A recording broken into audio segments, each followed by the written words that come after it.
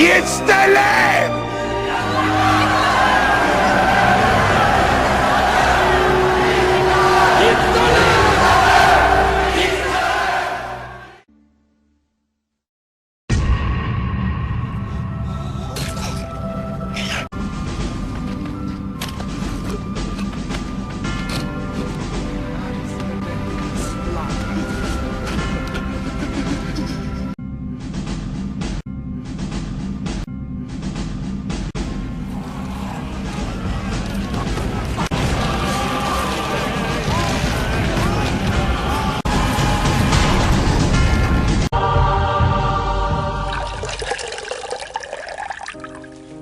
It was also common practice for the victims to be offered something to quench their thirst or dull the pain.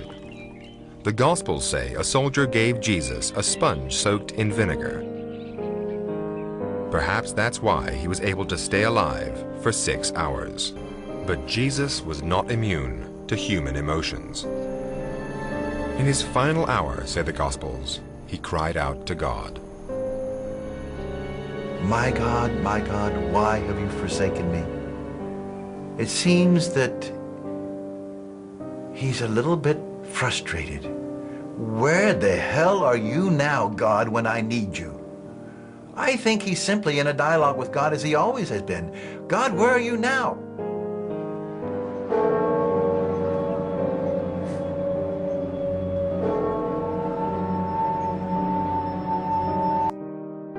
Biblical scripture is very clear he did not die.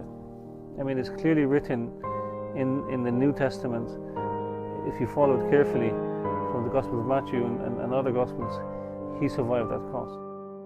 As a former Christian, I believe that God had put his son on the cross. And I used to think, what type of father would kill his son just for the sake of someone else's sins?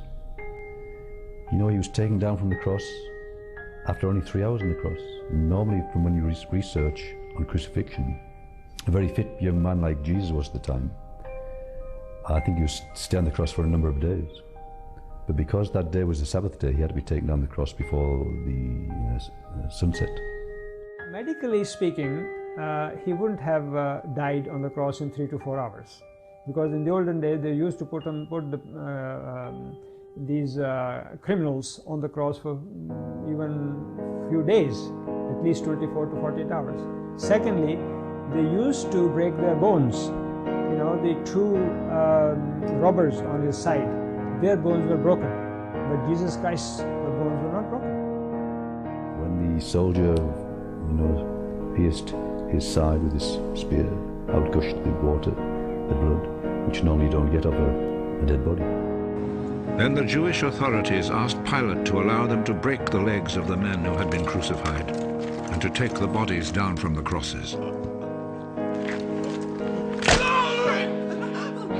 They requested this because it was Friday, and they did not want the bodies to stay on the crosses on the Sabbath, since the coming Sabbath was especially holy. So the soldiers went and broke the legs of the first man, and then of the other man who had been crucified with Jesus. But when they came to Jesus, they saw that he was already dead, so they did not break his legs. One of the soldiers, however, plunged his spear into Jesus' side.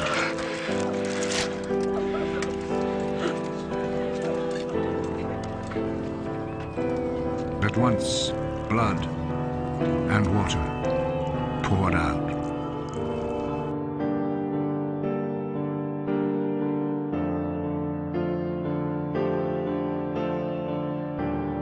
It is medically proven that if a person is dead, his blood clots and it doesn't remain liquid or fluid. So if he was dead, the blood... Jewish law states that a body must be buried within 24 hours of death, but not on the Sabbath, which runs from Friday sunset to Saturday sunset. The earliest record is the Gospel of Mark. What Mark says, and it's also repeated by Luke and by John, is quite interesting. That Joseph took the body down, and then it says because of the emergency situation that the holiday, that the Passover is so near, hours away on that Friday afternoon, that he put the body in a tomb near the place of the crucifixion. He was taken down, his legs weren't broken like his other two people who were crucified with him. And he was taken into a cave. He was administered to by a doctor, Nicodemus. He was a physician who anointed his wounds, the whip marks on his back and the crucifixion wounds, and the wounds on his head from the thorns.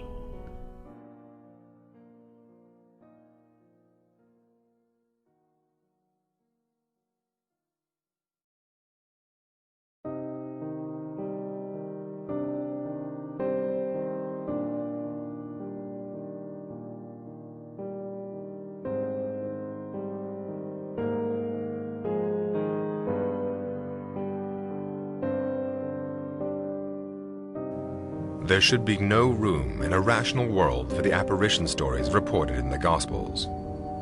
Yet science cannot explain them away convincingly. For the time being, they must remain a matter of faith. But the Gospels do offer some other evidence.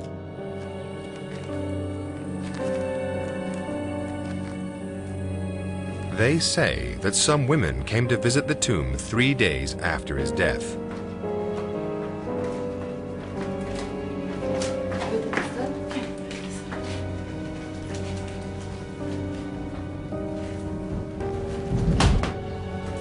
They found the tomb empty and fled terrified. Since then, people have tried to find a rational explanation for the empty tomb. Like a lot of people, I was raised Christian. But by the time I was only 6 years old, I'd already begun to grow cynical. I remember being in Sister Mary Majola's first grade classroom being taught things about Jesus that I just couldn't accept as being true. And ever since then, I've spent my whole life seeking the truth. Who was Jesus and what was he really teaching? But what is most shocking of all is that Jesus survived the crucifixion and moved back to India, where he lived until the age of 115 and is buried at the Rosabal Shrine in Srinagar, Kashmir. Now, I know this is hard to believe for a lot of people, but belief systems are psychic penitentiaries for our minds. And if we're going to evolve as a species, we need to move beyond belief.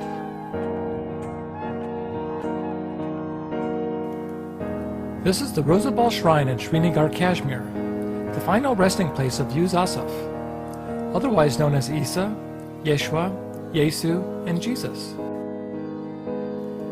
We'll cover much of the significant evidence suggesting that this is, in fact, the real tomb of Jesus later in this film. But just to give you a tantalizing glimpse of things to come, take a look at these footprints that were also discovered at the Rosabal Shrine.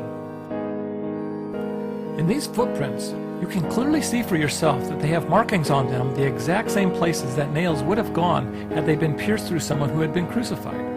And they match identically the patterning on the Shroud of Turin, the wounds of someone who had a nail driven through their feet, left foot over right. Some claim that if Jesus did survive the crucifixion, his first priority would be to escape from the clutches of the Romans. Jesus, I think, would have to leave the territory. And we have to ask the question, where would he go? And you just look at a map. Palestine is on the far eastern border of the Roman Empire. If you go west, you're going right into the heart of Roman territory, where we have our 15 legions stationed around the world. If you go east, you're crossing over into Parthia, and you're going towards Persia eventually, and India and Afghanistan, that direction. And there's another reason why Jesus might have been tempted to go east.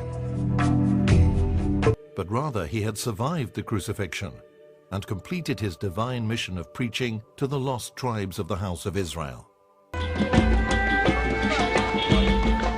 The people here in Kashmir call their tribe Ben-e-Israel and claim to be descendants of the lost tribes.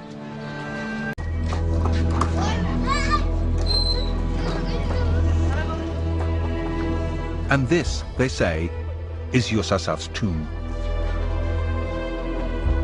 The first building erected around this site was built in 112 AD. In fact, it's now a shared gravesite, In the 15th century, the Islamic holy man Syed Nazir-ud-Din was also buried here. Although both gravestones under the cloth point north-south in the Islamic tradition, the body of Yusuf is buried beneath in a grave dug east-west in the Jewish tradition.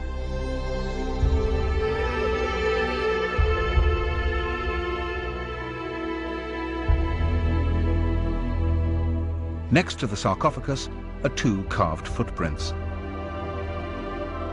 The marks on these are said to be the symbolic representations of the scars of crucifixion.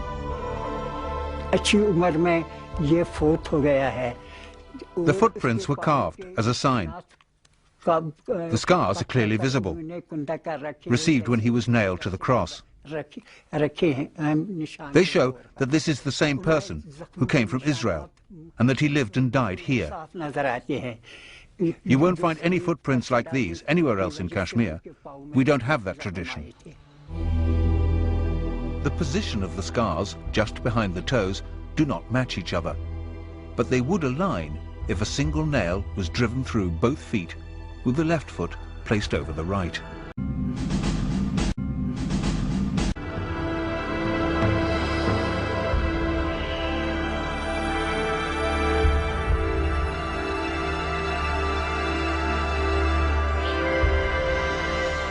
There are many who believe this tomb to be the tomb of Jesus.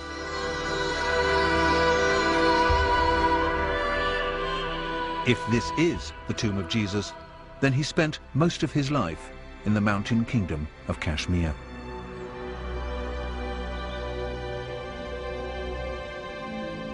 He did not die on the cross. There was no resurrection.